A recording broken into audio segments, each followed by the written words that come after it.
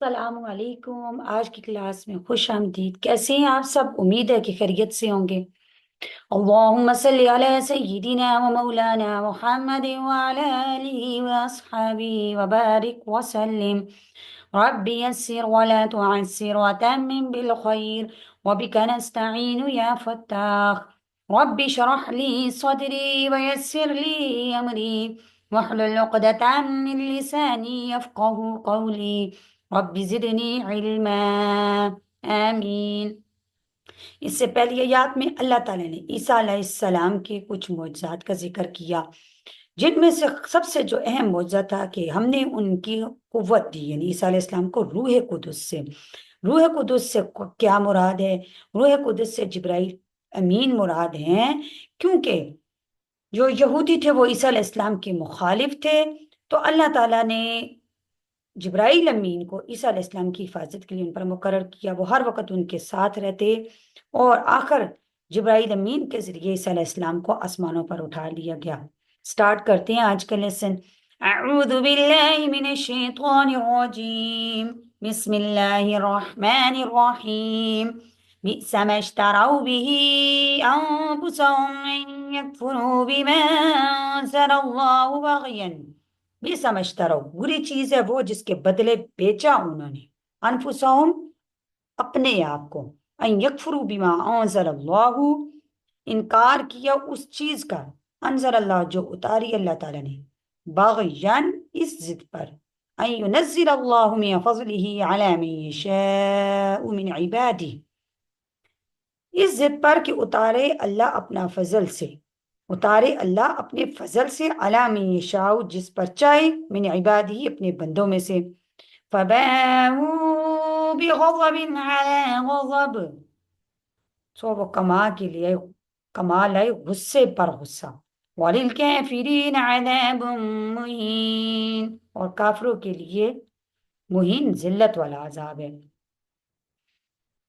اب اللہ تعالیٰ فرماتی ہیں کہ بری ہے وہ حالت ان کی کہ جس کو انہوں نے اختیار کر کے اپنے خیال میں خود اپنی جانوں کو کیا کیا، بیچ دیا۔ وہ حالت یہ ہے کہ کفر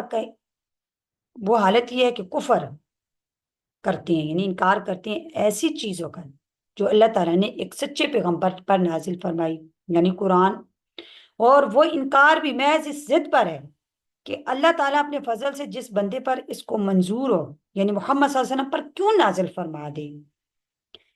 تو اس حسد سے، کفر سے وہ لوگ غضب، یعنی ایک تو حسد تھا نا، دوسرا کفر، تو ڈبل ہو گیا، وہ کما کے لے آئے غصے پر غصہ، تو وہ مستحق ہوگی اللہ تعالیٰ کے غصے کے، اور آخرت میں ان کفر کرنے والوں کو ایسی سزا ہوگی کہ جس میں ان کے لیے ذلت ہوگی۔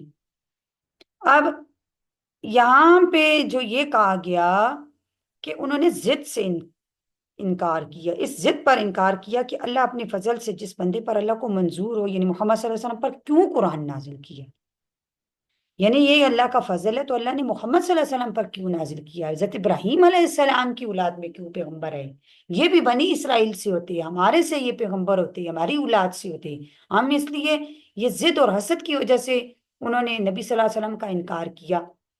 اب یہ ان کا ڈبل غصے کا سبب بن گیا، ایک تو حسد اور دوسرا انکار، تو انہوں نے کیا کیا کہ اللہ کا ناراضگی کو زیادہ مول لیا، تو اللہ تعالیٰ فرماتے ہیں ان کے لیے ذلت والا عذاب ہے، ایک غضب کفر پر اللہ کا غضب، اور دوسرا غضب جو ہے وہ حسد پر۔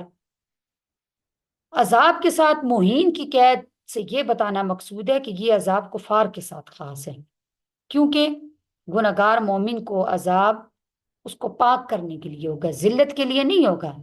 اگر کوئی مومن ہے وہ گناہگار ہے تو اللہ تعالیٰ اس کو گناہوں سے پاک کرنے کے لیے اس کو عذاب دیں گے، اس کو جو ہے ذلت اور رسوائی کے لیے نہیں دیں گے۔ وَإِذَا قِيلَ لَهُمْ آمِنُوا بِمَا أَنزَلَ اللَّهُ قَالُوا نُؤْمِنُ بِمَا أُنزِلَ عَلَيْنَا۔ وَإِذَا، اور جب قیل کہا جاتا ہے ان سے، آمنو تم ایمان لاؤ، بما انزل اللہ اس پر جو نازل کیا اللہ نے، قالوا نؤمن تو کہتے ہیں ہم ایمان لاتے ہیں اس پر، بما انزل علینا جو نازل ہوا ہے یا اترا ہے علینا ہم پر، وَيَكْفُرُونَ بِمَا وَرَاءَهُ اور انکار کرتے ہیں بما وراء جو اس کے علاوہ ہے، وَهُوَ الْحَقُّ مُصَدِّقًا لِمَا مَعَهُمْ حالانکہ وہ کتاب سچی ہے، مصدق لما معہم اور تصدیق کرتی ہے اس کتاب کی، ما معہم جو ان کے پاس ہے، مصدق لما تصدیق کرتی ہے اس کتاب کی، لما معہم جو ان کے پاس ہے۔ قل کہہ دو، آپ صلی اللہ علیہ وسلم کہہ دیجئے، فَلِمَ تَقْتُلُونَ أَنبِيَاءَ اللَّهِ پھر تم کیوں قتل کرتے ہو اللہ، کرتے رہے ہو اللہ کے نبیوں کو، من قبل اس سے پہلے، ان کنتم مؤمنین اگر تم ایمان رکھتے تھے۔ اب وَإِذَا قِيلَ لَهُمْ آمِنُوا جب یہود سے یہ کہا جاتا کہ تم ایمان لاؤ، تو کہتے کہ ہم تو صرف توراۃ پر ایمان لائیں گے، دوسری کتابوں پر ایمان نہیں لائیں گے۔ ان کا یہ قول واضح کفر ہے۔ اس کے ساتھ یہ کہا توراۃ جو ہم پر نازل کی گئی ہے ہم صرف اس پر ایمان لائیں گے، باقی جو کتابیں ہم پر نازل نہیں کی گئی تو ہم ان پر ایمان نہیں لائیں گے۔